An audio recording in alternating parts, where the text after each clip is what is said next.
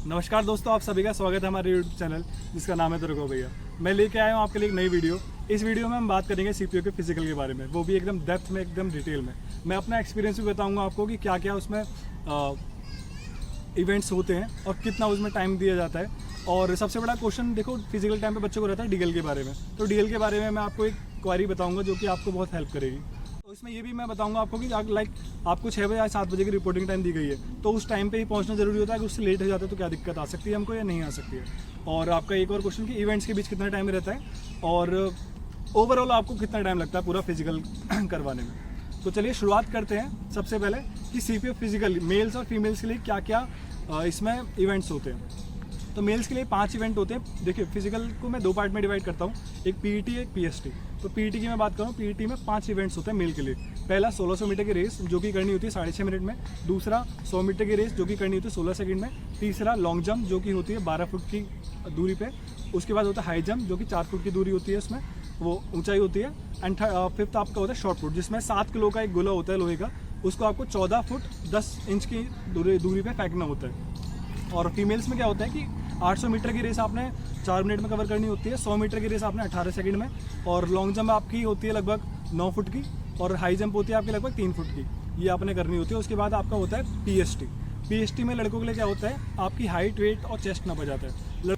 लड़कियों के लिए पीएसटी में क्या होता है, चेस्ट का तो कोई मेजरमेंट नहीं होता है, पर उनका हाइट और वेट का जरूर होता है। अब यहाँ से सबसे बड़ा क्वेश्चन निकल के आता है भैया कि जो हमारा वेट है, मैं ओवर वेट हूँ, क्या मैं डिस्क्वालीफाई कर दिया जाऊँगा? तो नहीं भाई, ऐसा नहीं होगा।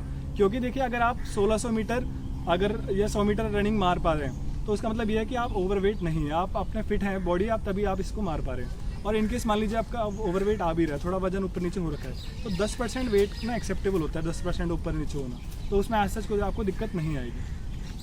तो बात करते हैं कि फिजिकल से पहले हमारा प्रीलिम्स एग्जाम जो होता है या फिजिकल के बाद जो हमारा मेंस एग्जाम होता है, उसमें एक स्पेसिफिक टाइम में आपने रिपोर्ट करना होता है। अगर आप स्पेसिफिक टाइम में नहीं पहुंच पा रहे हैं तो आपको एग्जाम में नहीं बैठने दिया जाएगा।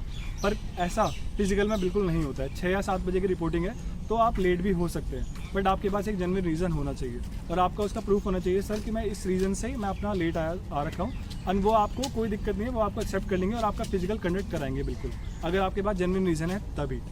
तो सबसे पहले बात करते हैं, जैसे आप 6-7 बजे की आपने रिपोर्टिंग करी, उसके बाद आपको एक फॉर्म दिया जाएगा, आपको पहले बिठा दिया जाएगा और एक दिन पहले दिन एक सेंटर पे लगभग 200 बच्चे बुलाए जाते हैं, 180 से लेकर 200 बच्चे बुलाए जाते हैं।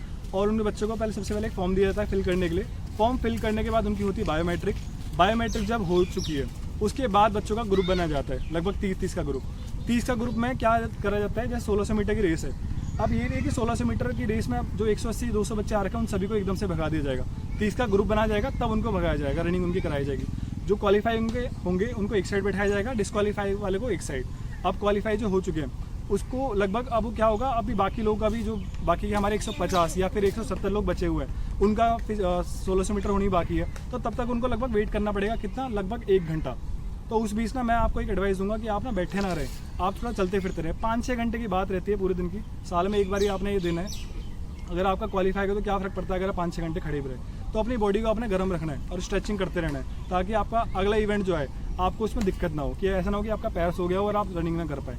तो फिर जैसे 30-30 करके जब सोन सबका 1600 मीटर की रेस हो चुकी है, अब बारी आएगी आपकी 100 मीटर की। 100 मीटर में क्या करा जाएगा, 30 की तरह इस बार 100 मीटर में क्या करेगा, 10 लोगों का ग्रुप बनाया जाएगा और उनको 16 सेकंड दिए जाएंगे क्वालिफाई करने के लिए रेस। एंड जब ये हो गया आपका, उसके बाद क्या होगा, जितने लगभग मान लीजिए आपका 50% लोगों ने क्वालिफाई कर लिया, मतलब लगभग 180-90 या 100 लोगों ने क्वालिफाई कर लिया। अब उन लोगों को एक साथ बिठा दिया जाएगा। अब उनका एक एक करके उनको लॉन्ग जंप के लिए बुलाया जाएगा। जैसे लॉन्ग जंप हो गया तो लॉन्ग जंप में मैंने आपको बताया कि 3 चांस मिलते हैं। अब 3 चांस मिलते हैं, ऐसा नहीं कि जैसे आप गए, आपने लॉन्ग जंप मारी पर आपका कोई फाउल हो गया या फिर आप 12 जो आपकी फुट की दूरी है वो तय नहीं कर पाए, तो उसके बाद ये नहीं कि आपको सेकंड चांस इंस्टेंटली दे दिया जाएगा, आपको बैठाया जाएगा और आपको वेट करना पड़ेगा कब तक, जब तक बाकी लोगों का कवर वो पूरा हो नहीं जाता है लॉन्ग जंप। उसके बाद ही आपका सेकंड अटेम्प्ट आपको करने को मिलेगा। एंड जब ये चीज़ सो ऑन चलती रहेगी, अब उसके बाद बारी हमारी किसकी आएगी, हाई जंप की। हाई जंप में भी सेम चीज़ होगा, जो लॉन्ग जंप से क्वालिफाई लोग होकर आए होंगे उनको हाई जंप के लिए अलाउ करा जाएगा एंड एक एक करके उन सबको बुलाया जाएगा।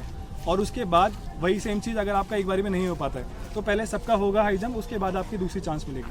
अब 4 इवेंट हमारे हो चुके हैं। 5 इवेंट की हम बात करते हैं। 5 इवेंट में क्या होगा, आपका 7 किलो का एक गोला दिया जाएगा, आपको वो फेंकना होगा। अब सबसे बड़ा क्वेश्चन सबके दिमाग में रहता है, भैया गोला यार मैंने कभी फेंका नहीं, प्रैक्टिस मैंने करी नहीं, तो मैं क्या करूँ इस चीज़ में। तो भाई अगर आपके बाजू में दम है आपकी आर्म्स में स्ट्रेंथ है तो आप बहुत आराम से उस गोले को फेंक पाएंगे, क्योंकि ऐसा कोई बड़ी बात नहीं होती गोला फेंकना। गोला कितनी दूरी पे फेंकना है आपको? 14 फुट लगभग 10 इंचेस की दूरी पे आपको फेंकना है, जो कि बहुत आराम से आप फेंक पाएंगे। और उसके लिए आपको बस कुछ एक्सरसाइजेस करनी पड़ेंगी आपके मजबूत बनाने के लिए हाथ को। लाइक वो भी बहुत बेसिक एक्सरसाइज, कैसी आपके पुशअप करना पड़ेगा, आपको चिनअप्स मारना पड़ेगा और पुलअप्स मारना पड़ेगा। इतनी एक्सरसाइज पे ना आपका आर्म की स्ट्रेंथ बढ़ जाएगी और आप उस गोले को आराम से फेंक पाएंगे।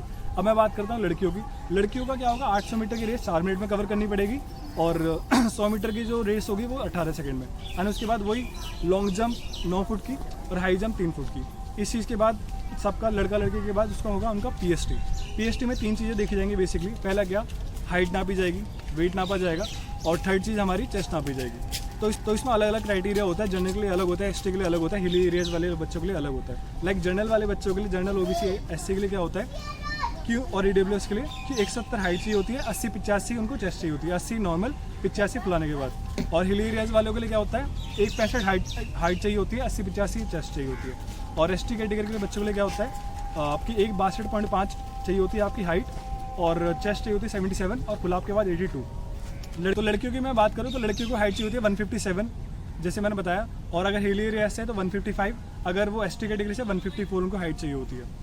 ये मैं बात करूँ सेंटीमीटर्स की।